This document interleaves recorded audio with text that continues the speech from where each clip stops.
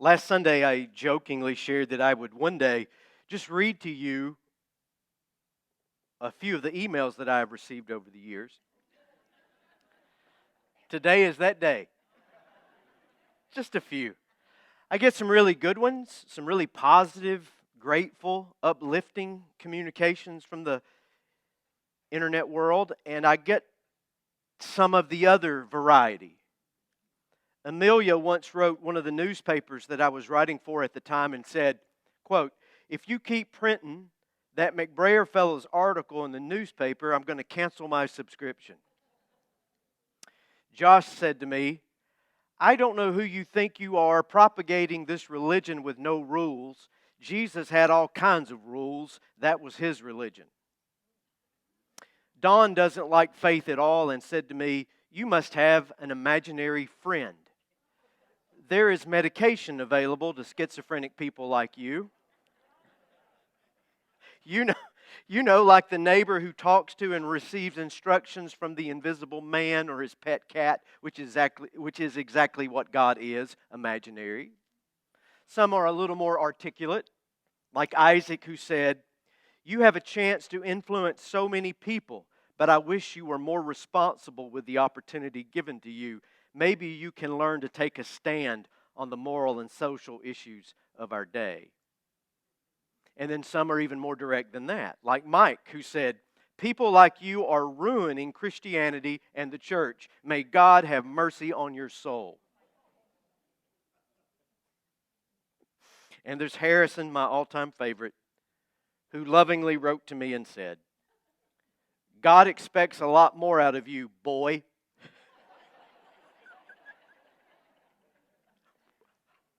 Have you seen my face?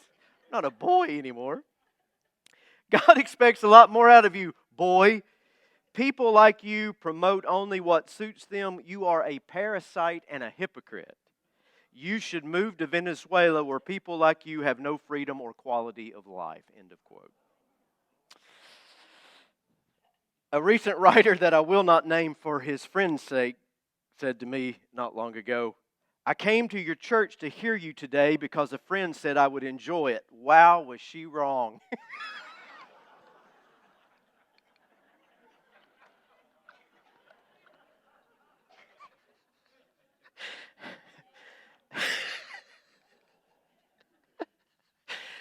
He goes on to say, "You're a very entertaining speaker, but everything you have to say is worthless. What a disappointment you are." You don't.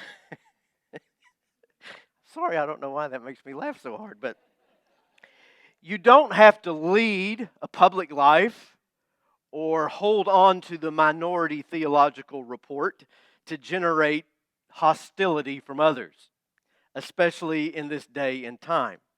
People are so ready to both give and to take offense. Hostility is everywhere. At the church house, the schoolhouse, the courthouse, the state house, at your house. There will always be disagreement. That is not a problem. That is actually a very good thing. Because when disagreements are engaged in healthily and helpfully and hopefully, it is often that better solutions can be arrived for everyone that is involved. But when belief crosses over into belligerence, and I'm speaking particularly of religious beliefs, we leave the path of Christ. Now, there will never be wholesale agreement in the realm of faith. You have the big three Abrahamic faiths: Judaism, Christianity, and Islam, originating in that order. They are distinctly three different religious expressions. And while there is much common ground, there is not always agreement. If you add in Buddhist and Hindu and Taoism and a dozen others, there's still common ground, but a growing, escalating diversity and disagreement. As the old joke goes, Jews do not recognize Jesus as the Messiah, Protestants do not recognize the Pope as the leader of the church, and Baptists do not recognize each other in the liquor store.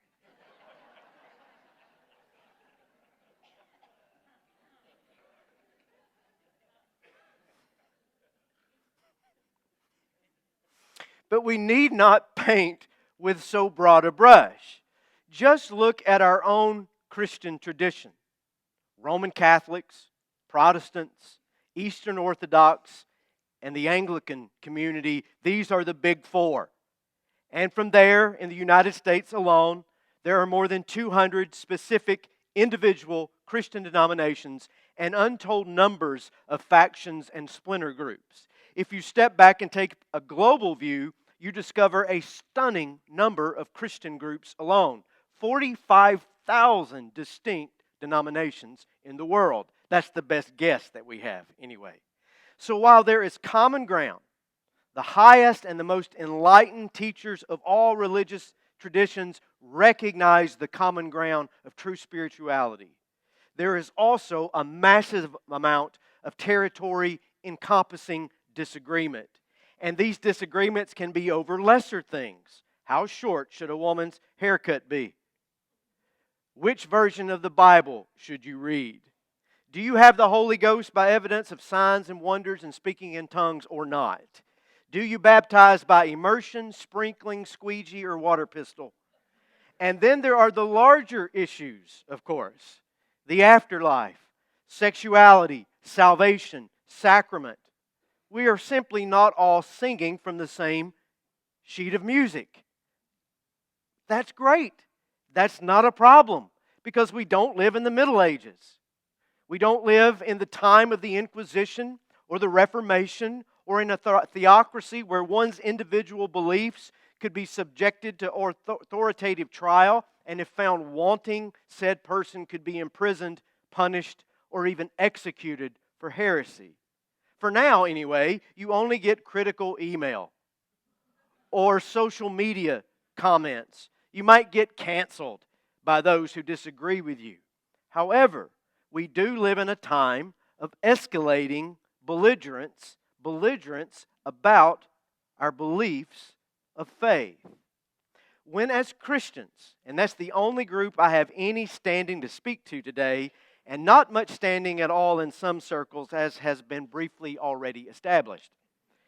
When as Christians we use our beliefs as a weapon to hurt or to harm others, when Christianity becomes a tool of vengeance or force, we are being far more than irresponsible or failing to live up to our ideals. We are betraying everything Jesus stood for and who He was. Here is some guidance today from St. Peter, our scripture reading this morning from his first letter. This is 1 Peter 3, 9 through 17 from the Contemporary English Version. Don't be hateful and insult people just because they are hateful and insult you. Instead, treat everyone with kindness. You are God's chosen ones. He will bless you. The Scriptures say, and here Peter is quoting one of the Psalms, a portion of Psalm 34. Do you really love life? Do you want to be happy? It's a good question, isn't it? Then stop saying cruel things and quit telling lies. Give up your evil ways and do right, as you find and follow the road to peace. The Lord watches over everyone who obeys Him. He listens to their prayers, but He opposes everyone who does evil. And then he picks up his own thoughts again. Can anyone really harm you for being eager to do good deeds? Even if you have to suffer for doing good things, God will bless you. So stop being afraid and don't worry about what people might do. Honor Christ and let Him be the Lord of your life. And here is the good word for us today. Always be ready to give an answer when someone asks you about your hope. Give a kind and respectful answer and keep your conscience clear. This way you will make people ashamed for saying bad things about your good conduct as a follower of Christ. You are better off to obey God and suffer for doing right than to suffer for doing wrong. The Word of God for the people of God. Peter is one of Jesus' first disciples, and here he is writing to some of the first Christians. Peter wrote during a time when Christianity was new. It was unheard of in many places. It could sometimes be considered dangerous. It was not the established culture. It was not the air that you breathe like it is today. And it was very often viewed with suspicion. There was no fear of a little criticism. Rather, offend the wrong people in the first century, and you might end up wrestling a lion in the Roman Colosseum. Because Christianity was on the margins. It was the underdog, where it thrives best, actually. You couldn't get into a theological or social argument, as many Christians feel so emboldened to do today, and speak from a place of superiority or power or 15-second sound bites. It required actual dialogue, actual discussion, not talking points, not propaganda. It required careful, selected, humble conversation, not braggadocious, arrogant declarations from on high. Today, it's easy to misappropriate Peter's good words. Always be ready to give an answer. That is, a ready opportunity to interact, to converse, to respectfully discuss beliefs with others. Today, for the most part, this has been replaced with triumphalism, with anger, out-and-out hostility, zero toleration toward things who see things differently in the world and life of faith. Many have forgotten to read the second half of Peter's instructions. Be ready to give an answer, yes, but give a kind and respectful answer and keep your conscience clear. Yes, I am a follower of Jesus. Sometimes I'm even a Christian. Sometimes. The word becomes more and more problematic because of so much of the uncommon ground that I've already spoken of. And yes, there are a number of essential beliefs that are important to me, that which I cling to, fewer though as I get older. And yes, some of my beliefs are in conflict with the beliefs of others, and these conflicts are not easily dismissed. They are different. They might even be irreconcilably different. But my beliefs, as important as they may be to me, do not give me the right to be belligerent toward others who do not share my view of faith. I know that Christians are not the only ones that behave this way. I mean, devotees of other faiths, politicians of all persuasions, soccer fans, SEC football fans. That's all I got to say today about that. There are all manner of competing opinions, all manner of attacks and degrading and smearing those that we consider our opponents. It's a cutthroat way of life out there now, in every facet of our society, resulting in a complete collapse of just common civility. And if you don't believe common civility is in trouble, just try driving down Highway 98 at 5:30 in the afternoon. And it results in this collapse that I see no real relief for on the near horizon. And this may be the way the world works, but it is not the way of Christ. If Jesus is who this thing is about, just because we have some personal assurance of our faith and our beliefs, we will forfeit the ability to share that assurance with others when we treat others with contempt. Let me quote a Baptist on the subject, since I've already thrown them under the bus once. Herschel Hobbs. Hobbs was the longtime pastor of the First Baptist Church, Oklahoma City, Oklahoma, and crafted some of the key theological documents of his time. I was fortunate enough, when I was much younger, to hear his last sermon that he preached in Atlanta, Georgia. He was 88 years old, just months before he died in 1995.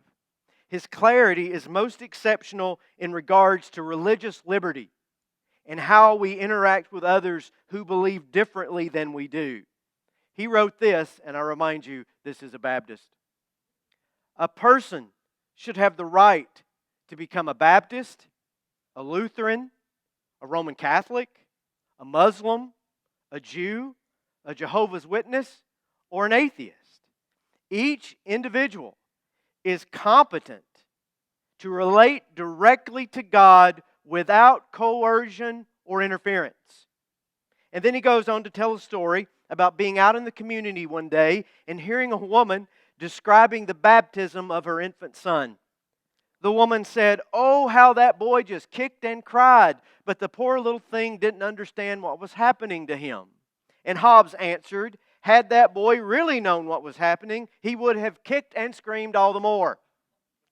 Because the greatest dignity a person has is the right to make a free choice about his or her relationship with God. Or as John Skinner famously told me, when I was about to dip him into the waters of baptism, he said to me, "I was baptized once before, but I was wearing a dress and it was against my will." Back to Hobbes. Quote, "The church cannot fasten an iron grip upon the soul. This is the worst of all tyrannies. And it is made worse by its claim to be in the name of God, who created humankind to be free." Not many Baptists talk like that anymore. Hobbes' point is significant, the same as Simon Peter's. We all have the right to hold our beliefs, absolutely. But those beliefs need not, should not, cannot, must not be used to coerce, bash, strong-arm, belittle, wound, diminish, hurt, or harm others. Stand firm in your beliefs, but always act and react with respect and a clear conscience. Act and react gracefully, even if you must suffer for it, even if you lose your argument. That is better, Peter says. It is better to lose, but to maintain a clear conscience in your faith arguments than it is to dismantle someone because they disagree with your views about God and faith. After all, what good are your Christian beliefs if you only use them to win arguments, but you lose your credibility in the process? What good is Christian faith if it only inflates your ego? What good is Christian faith? What good is it to claim the name of Christ, but the claim only makes you mean, hard-hearted, and judgmental? What door is your faith going to open if it only alienates instead of invites others in? I mean, if there was a group of people that had all the answers to all the questions in the world, and humility should tell us that such group does not exist. But let's suspend belief for just a moment and say that it is true that some group has all the answers to all the questions. It would be impossible to hear what that group had to say if it is communicated from an arrogant, hostile position. Or if we might quote from last Sunday's text, the Apostle Paul from 1 Corinthians 13. "If I could speak all the languages of earth and of angels, but didn't love others, I would only be making noise. If I had the gift of prophecy, and if I understood all of God's secrets, plans, and possessed all knowledge, and if I had such faith that I could move mountains, but didn't love others, I would be nothing. If I gave everything I have to the poor, and even sacrificed my body, if I didn't love others, I would have gained what? Nothing." My old friend Landon Saunders, the late Landon Saunders, says it like this: "Where we begin is where we end up." That is, he would say, if you begin always just wanting to be right, well, you'll be right. But if you begin with looking at others through the prism of God's love, then you end up at a radically different place in how you relate to the people around you. And he would sometimes say, you can be right or you can be loving. Sometimes they happen at the same time, but sometimes they don't. There was a jeweler He used to buy and sell precious stones. And his most precious possession was a famed blue sapphire. And it was worth more than his entire collection otherwise. And meanwhile, there was a king in his land who wanted that sapphire for himself. He wanted to put it in his crown. So he sent one of his men to the jeweler to acquire it. Go and get that jewel for me. Get that stone. It doesn't matter what it costs. Pay the man for it. And so this advisor of the king shows up at the jeweler's shop far away.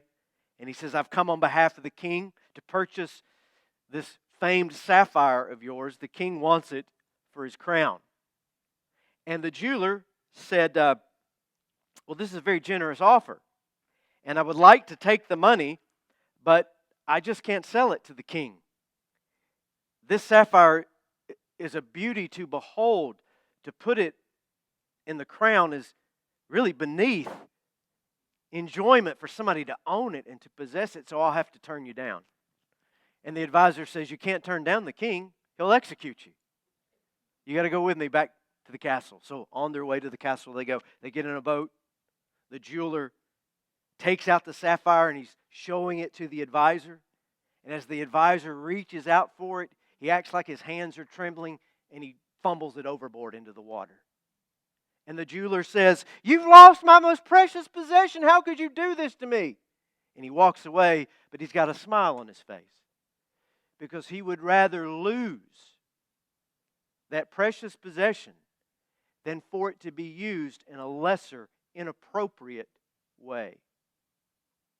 That applies to our faith as well. In this world come of age, to quote Dietrich Bonhoeffer, it is better to have no faith at all than to have a faith that is used for inferior purposes. It is better to lose it than to misuse it. It is better to have no answer at all than to respond in a way that is not kind, respectful, and good for the conscience. And in these trying days, may God give each of us such grace to see our neighbors in that light.